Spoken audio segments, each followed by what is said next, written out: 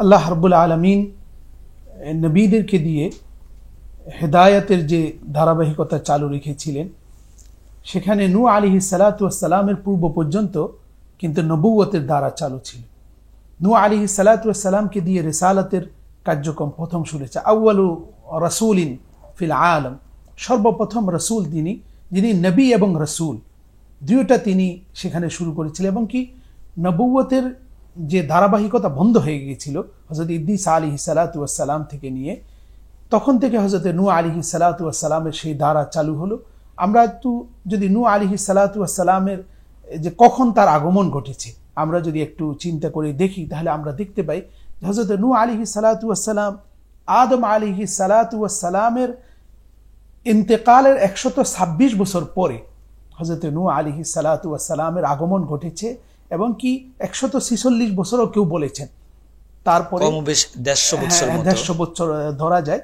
এবং কি নূহ আলাইহিস সালাতু ওয়াস সালামের এই আগমনের পরে আল্লাহ সুবহানাহু ওয়া তাআলা নূহ আলাইহিস সালাতু ওয়াস সালাম কে ইন্না ওয়াহাইনা ইলা নূহিন ওয়ান নাবিয়িনা মিন বাদি, যে আমি নূহ আলাইহিস সালাতু ওয়াস সালামের কাছে ওহী প্রত্যাদেশ পাঠিয়েছি এবং অন্যান্য নবীদের কাছেও পাঠিয়েছি। তো নূহ আলাইহিস সালাতু ওয়াস সালামের জীবনটা ছিল একটু বৈচিত্র্যময়, কারণ অন্যান্য নবীদের দাওয়াতের যে মিশন ছিল সেখানে একটা সফলতা ছিল, কিংবা কেউ ইসলাম ঈমান আনেননি একটা ছিল। কিন্তু নূহ আলাইহিস সালাতু ওয়াস সালাম প্রায় কম বেশি 1000 বছর, আমরা হাদিসের রওয়ায়াত অনুযায়ী দেখতে পাই যে 50 বছর যদি হাদিসে এসেছে 950 বছর ধরা যায়। এটাকে এভাবে মুহাদ্দিসিনে কেরাম ক্যালকুলেশন করেছেন যে তিনি নবুয়ত প্রাপ্তির আগে ওনার হায়াত ছিল 300 বছর, নবুয়ত প্রাপ্তির পরে ওনার হায়াত ছিল 300 বছর, তুফানের পরে উনি হায়াত পেয়েছেন 350 বছর, এ মিলে 950 বছর হযরত নূহ আলাইহিস সালাতু ওয়াস সালাম হায়াত পেয়েছিলেন। যদিও মুহাদ্দিসিনদের কেউ কেউ ভিন্নতা করেছেন, কেউ কেউ বলেছেন তিনি 1300 বছর হায়াত পেয়েছিলেন, কেউ কেউ বলেছেন 1700 বছর হায়াত পেয়েছিলেন। কিন্তু নূহ আলাইহিস সালাতু ওয়াস সালামের মিশন কি ছিল? আল্লাহ সুবহানাহু ওয়া তাআলা নূহ আলাইহিস সালাতু ওয়াস সালামের পরিচয় কোরআনে এভাবে দিয়েছেন, ইন্নাহু কানা আবদান শাকুরা, যে তিনি আল্লাহ রাব্বুল আলামিনের একজন মাশকুর, কৃতজ্ঞ একজন কি বান্দা। এবং নূহ আলাইহিস সালাতু ওয়াস সালামের দাওয়াত মিশন কি ছিল?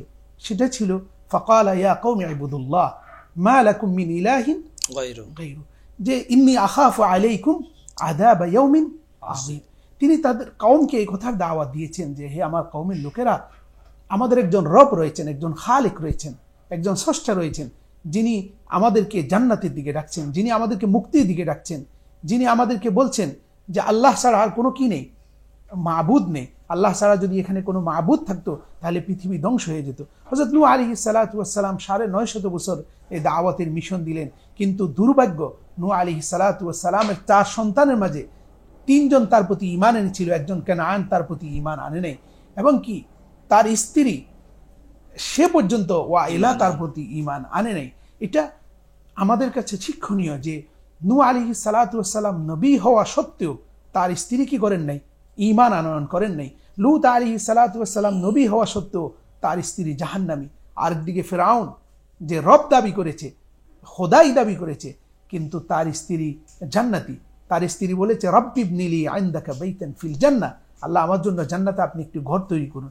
তো নূহ আলাইহিস সালাতু ওয়াস সালাম তার কওমের লোকদেরকে হেদায়েতের দিকে দাওয়াত করেছেন, তৌহিদের দাওয়াত করেছেন, আল্লাহর একত্ববাদের দিকে দাওয়াত করেছেন। কিন্তু তারা কেউ নূহ আলাইহিস সালাতু ওয়াস সালামের ডাকে সাড়া দেননি, এবং কি তার স্ত্রী পর্যন্ত তার ডাকে সাড়া দেননি। এবং কি তারা নূহ আলাইহিস সালাতু ওয়াস সালামকে বলেছে ক্বালাল মালাউ মিন কওমিহি ইন্না লানারাকা ফি যালালিম মুবিন, হে নূহ তুমি তো আমাদের প্রিয় ছিলে, কিন্তু আজকে তোমাকে আমরা দেখতে পাচ্ছি পথভ্রষ্টতার মাঝে, গুমরাহির মাঝে। তুমি আমাদের পিতৃপুরুষের বাপ দাদার দ্বীনকে, ধর্মকে, মূর্তি পূজাকে তুমি ছেড়ে দিয়েছো।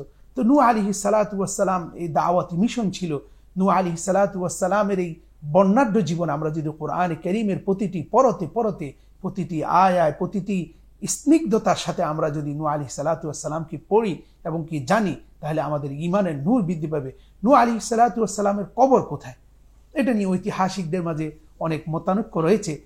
কেউ কেউ বলেছেন নূহ আলাইহিস সালাতু ওয়াস সালামের কবর মাকামি ইব্রাহিম এবং এই জমজম, এই দুটার মধ্যবর্তী স্থানে হযরত নূহ আলাইহিস সালাতু ওয়াস সালামের কবর অবস্থিত। কিন্তু ঐতিহাসিকদের কেউ কেউ বর্ণনা করেছেন যে লেবাননের একটা শহর রয়েছে যেটাকে কার্ক শহর বলা হয়, সেখানে এবং কি এখনো নিদর্শন রয়েছে যে নূহ আলাইহিস সালাতু ওয়াস সালামের কবর সেখানে স্থাপিত। তো আমরা নূহ আলাইহিস সালাতু ওয়াস সালাম সম্পর্কে যে তিনি নবী ছিলেন এবং তিনি একাধারে রসুল ছিলেন, এবং কি নূহ আলাইহিস সালাতু ওয়াস সালামকে দ্বিতীয় আদমে বলা হয়। কারণ হচ্ছে তার পূর্বে তো সব ধ্বংস হয়ে গিয়েছে, তুফানের কারণে সবকিছু বিনষ্ট হয়ে গিয়েছে।